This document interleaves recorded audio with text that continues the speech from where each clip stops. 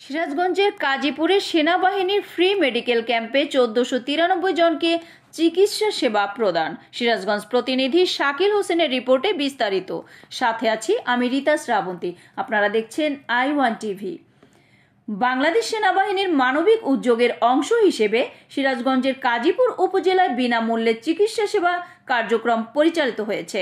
সোমবার ২৬শে মে সকালে কাজিমপুর সরকারি মনসুর আলী কলেজ প্রাঙ্গণে আয়োজিত এই মেডিকেল ক্যাম্পে স্থানীয় ১,৪৯৩ জন রোগীকে বিনামূল্যে চিকিৎসা ও প্রয়োজনীয় ওষুধ সরবরাহ করা হয়। লেফটেন্যান্ট কর্নেল আনোয়ার পারভেজ ভূঁইয়া জানান, বগুড়া সেনানিবাসের ১১ পদাতিক ডিভিশনের ৪০ ফিল্ড রেজিমেন্ট আর্টিলারি ব্যবস্থাপনায় এই ফ্রি চিকিৎসা ক্যাম্পে ৬ জন বিশেষজ্ঞ চিকিৎসকের সমন্বয়ে মেডিসিন, চক্ষু, গাইনি, শিশু ও চর্মরোগের ১,৪৯৩ জনকে চিকিৎসা প্রদান সহ প্রায় ৫১ প্রকারের ঔষধ বিনামূল্যে দেওয়া হয়।